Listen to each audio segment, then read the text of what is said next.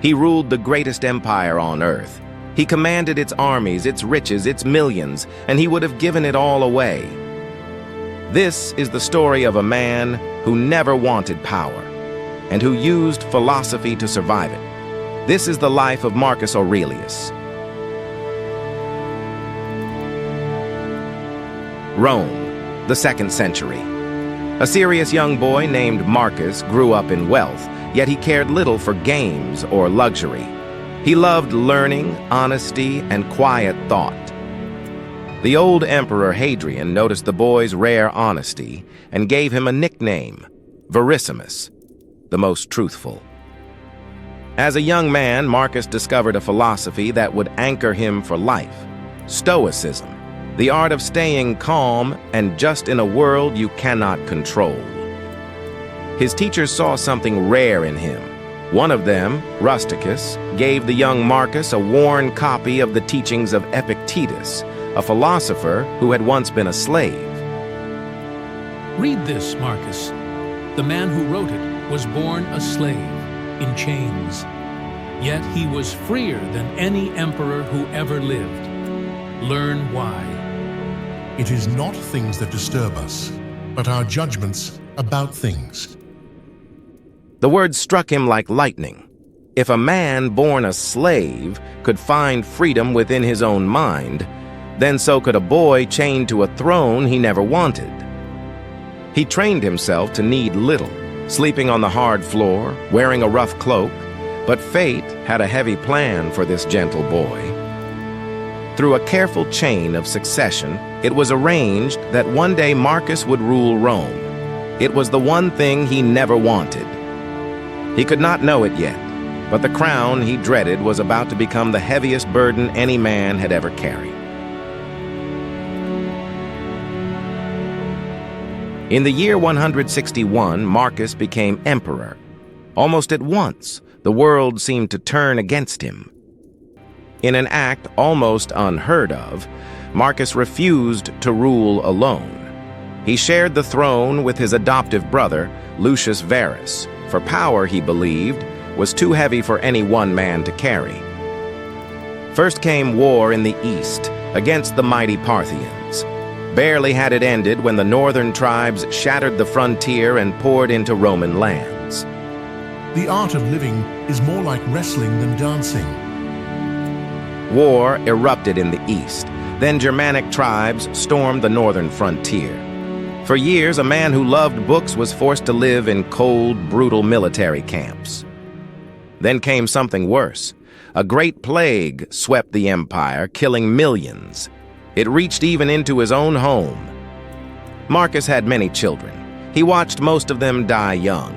Grief followed him through every winter of the war.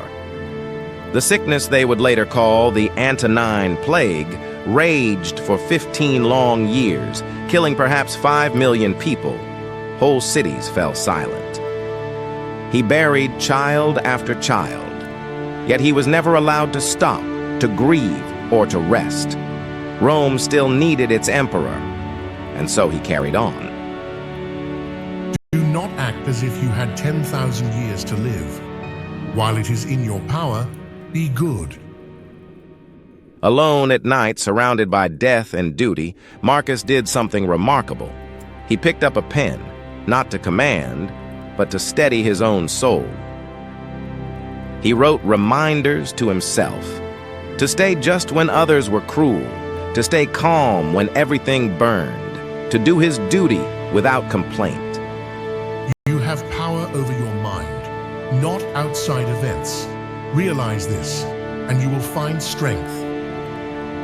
He never gave these notes a title. He never meant for anyone to read them. One day, the world would call them meditations.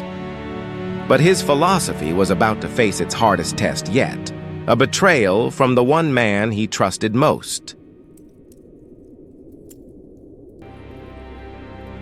After years of war, a rumor spread that Marcus had died. His most trusted general in the east, Avidius Cassius, declared himself the new emperor. It was betrayal of the deepest kind, from a man Marcus had honored and trusted. Any other ruler would have burned with rage and sworn revenge. But Marcus had spent his whole life preparing for this exact moment. He did not curse the traitor. He prepared to meet him and to forgive him. He hoped to spare his life, to prove that even a traitor could be met with mercy. The best revenge is not to be like your enemy. But he never got the chance. Cassius was killed by his own soldiers first. Marcus wept, not for himself, but because he had lost the chance to prove that mercy was stronger than revenge.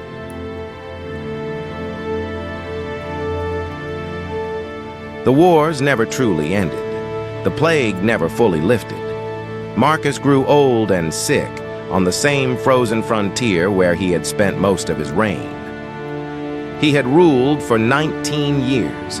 He had buried most of his children. He had carried an empire he never wanted, and never once abandoned his principles. In the year 180, far from the comfort of Rome, Marcus Aurelius died. You could leave life right now. Let that determine what you do and say.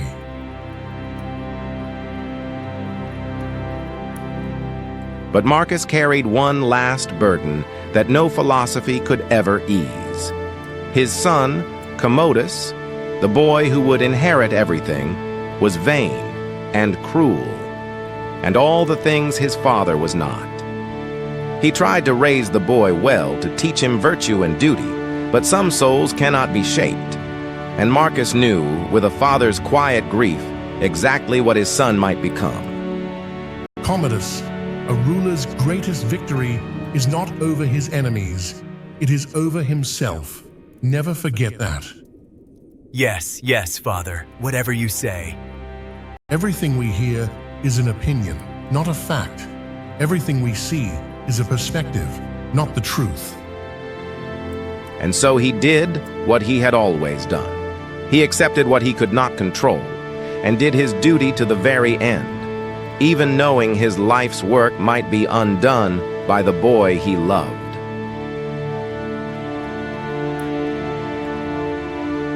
Marcus could not control the wars, the plague, the betrayals, or even keep his own children alive. He controlled only one thing, the man he chose to be, and in that, he never failed. His private notes, the reminders he wrote just to survive, were never meant for us. Yet somehow they survived nearly 2,000 years. Today, Meditations is read by soldiers, leaders, and anyone carrying a burden too heavy to bear alone, because the struggle to live well never changes. The happiness of your life depends upon the quality of your thoughts. If Marcus's story moved you, subscribe. We bring history's wisdom back to life. And remember, you cannot control what happens to you, but you can always control who you choose to be.